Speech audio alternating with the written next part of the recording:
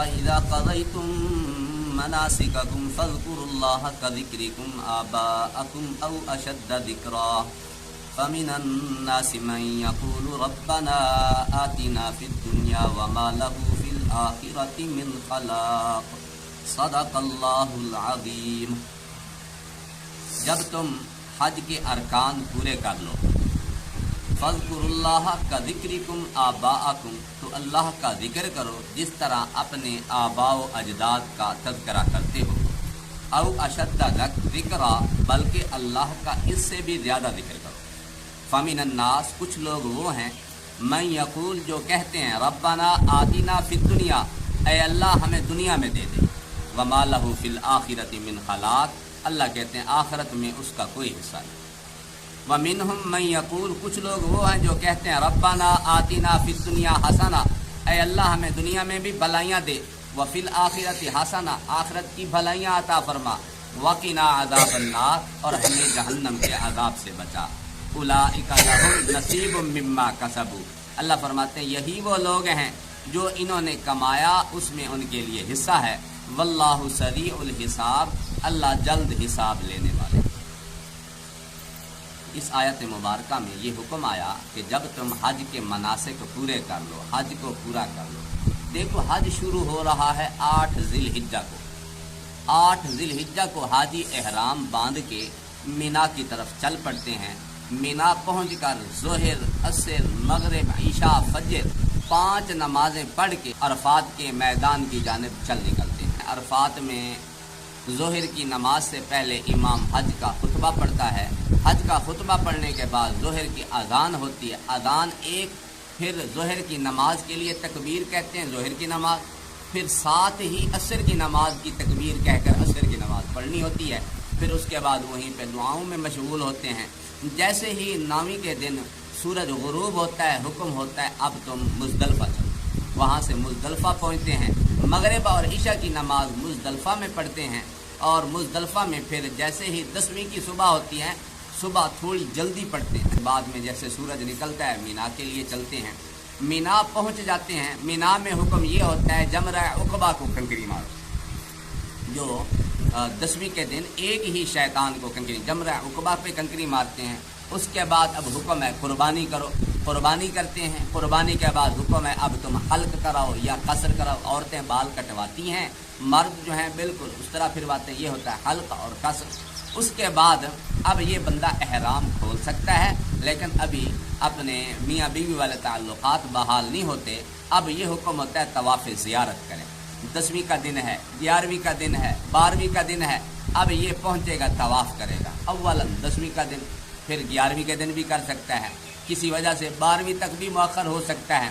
اگر 12ویں کو بھی طواف زیارت نہیں کر سکا، 13ویں تک کام پہنچ گیا، اب بکرا لازم ہو جائے گا، دم دینا پڑے گا کہ تو اتنے دن کیا کرتا رہا۔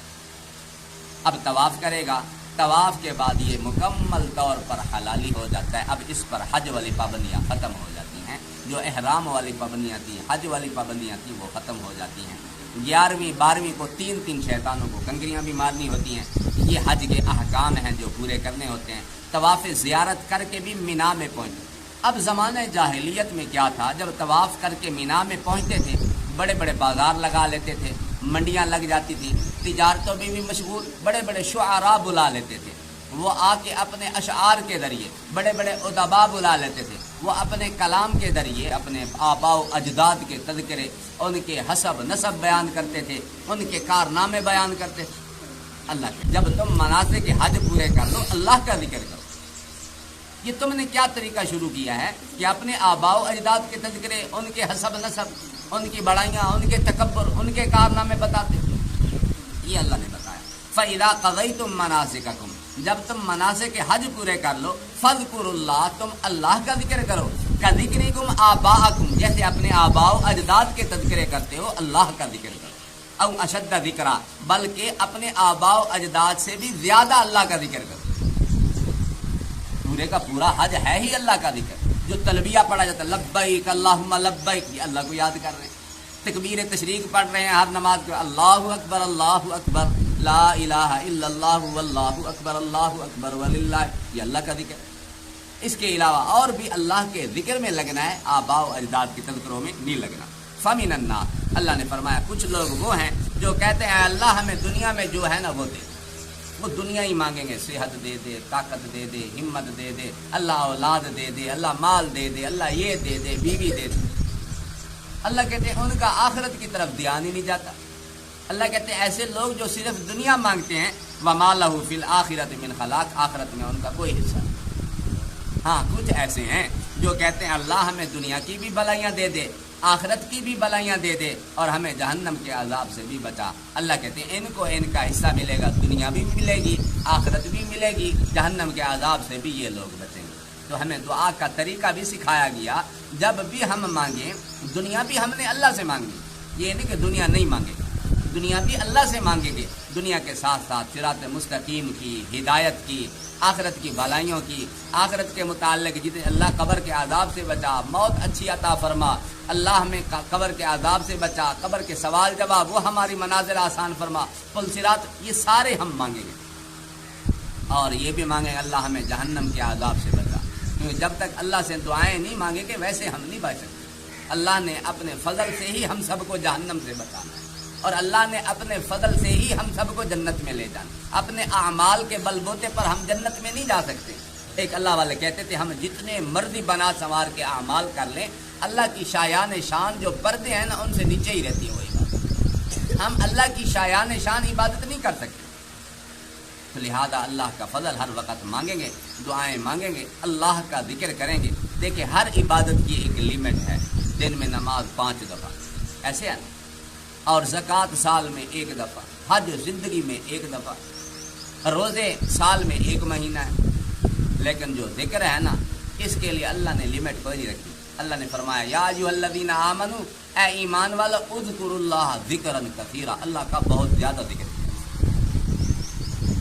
ذکر بہت زیادہ کرنا ہے، اس میں لمٹ نہیں رکھی گئی کہ اتنا کرنا ہے، تم نے 1 تسبیح پڑھنی ہے، 2 پڑھنی ہے، 3، جتنا ہو سکے رب کا ذکر کرو۔ میرے نبی علیہ السلام سے ایک صحابی نے پوچھا نا یا رسول اللہ کون سا عمل سب سے بڑھ کر، ایک عمل بتا دیجئے جس کو میں ہر وقت کرتا رہوں۔ میرے نبی علیہ السلام نے فرمایا تیری زبان ہر وقت اللہ کے ذکر سے تر رہے۔ اور یہ بھی روایت میں آتا ہے کہ ہر چیز کے زنگ اتارنے کا ایک طریقہ ہے، دلوں کے زنگ اتارنے کا جو طریقہ، جو ذریعہ، جو کلمہ ہے وہ اللہ کا ذکر ہے۔ اللہ کا ذکر کریں گے دلوں سے زنگ اتر جائے، اور ایک دن ہم اللہ کا ذکر کریں اور ذکر کرتے رہیں، پھر بھی ہم اپنی کیفیت دیکھیں، جب نماز پڑھیں گے، جب اور عبادات کریں گے کس طرح دل لگتا ہے۔ اگر ذکر کیے بغیر دن گزاریں پھر عبادات کریں، پھر دیکھیں کیا کیفیت ہے۔ اللہ کا ذکر اتنی بڑی نعمت ہے، تو اللہ نے اس آیت میں یہی حکم دیا ہے کہ اللہ کا ذکر تم نے کثرت سے کرنا ہے۔ اللہ ہمیں عمل کی توفیق دے۔